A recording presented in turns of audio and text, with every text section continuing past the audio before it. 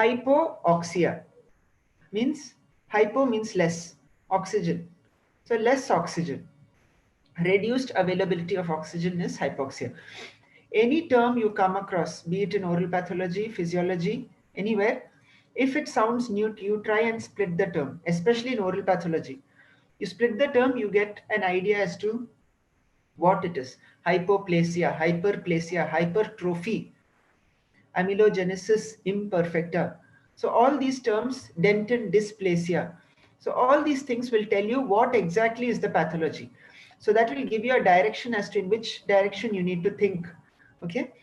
So keeping this in mind, hypoxia, hypo less oxygen, reduced availability of oxygen.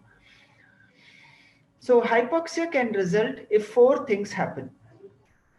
One is if the oxygen content, when the oxygen content in the blood is reduced, or the oxygen carrying capacity is reduced. Oxygen content is normal, but the cells are unable to carry adequate amount of oxygen. So oxygen carrying capacity is reduced, or else oxygen is available, oxygen carrying capacity is normal, but due to some disorder, the blood flow is affected. So viscosity of the blood is affected. So the blood flows slowly. So you cannot get the oxygen to the site or the target cell adequately fast enough. That could be the third reason.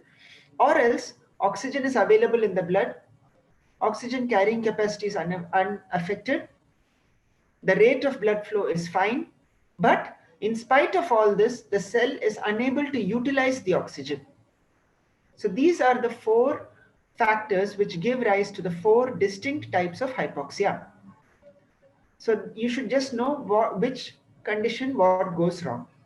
Okay, so if oxygen content as such is less, it's called hypoxic hypoxia. Simple. The condition is hypoxic, so it's called hypoxic hypoxia. Okay. Second is when the oxygen content is fine.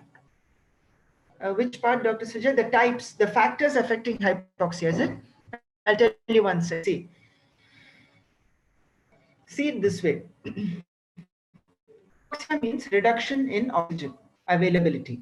So in what all conditions can oxygen be less or unavailable to the body? Just imagine in what all conditions oxygen can be unavailable to the body or available in inadequate amount.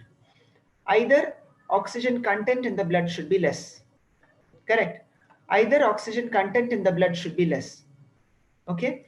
Or else oxygen content will be normal, but the RBCs are unable to carry that oxygen to the other cells. So oxygen carrying capacity is affected. Number two. Third can be oxygen content is fine, carrying capacity is fine, but viscosity of blood is affected. So the blood flow is affected.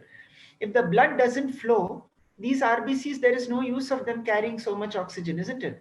They cannot reach it to the desired target cell. So when that happens, you get another type of hypoxia. The fourth type is oxygen tension is normal, carrying capacity is normal, blood flow rate is normal. However, the cell is unable to utilize this oxygen.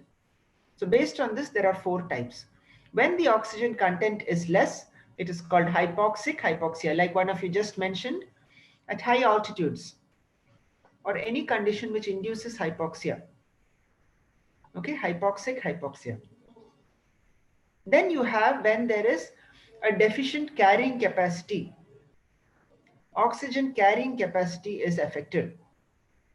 When is oxygen carrying capacity affected? Anemia, isn't it? Anemia is the condition wherein oxygen carrying capacity is affected. So this hypoxia is called anemic hypoxia.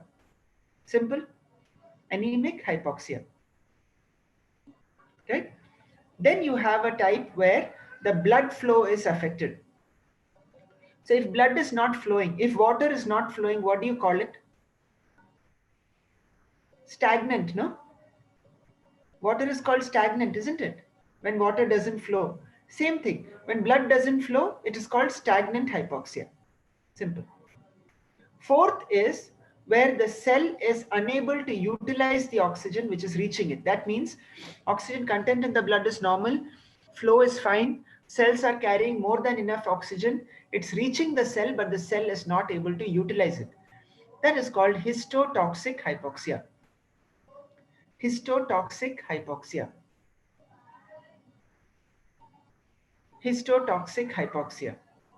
Histotoxic hypoxia, the classic example of histotoxic hypoxia is cyanide poisoning. Cyanide poisoning, very important. It has been asked. Cyanide poisoning leads to histotoxic hypoxia. Cyanide poisoning leads to histotoxic hypoxia. Cyanide poisoning leads to histotoxic hypoxia because cyanide inhibits cytochrome pathway in the cell. That's the physiology behind it. Cyanide will inhibit the cytochrome pathway, and this in turn decreases the ATP synthesis, decreases the ability of the cell to utilize the oxygen. Hence, you get histotoxic hypoxia. Yes, hypoxic hypoxia. Hypoxic hypoxia is when the oxygen content in the blood is reduced. Okay, so the cells are available to carry the oxygen, the blood is flowing at a normal rate, and the oxygen carrying capacity is unaffected, and the ability of the cells to utilize the oxygen is also unaffected. This in turn will lead to hypoxic hypoxia.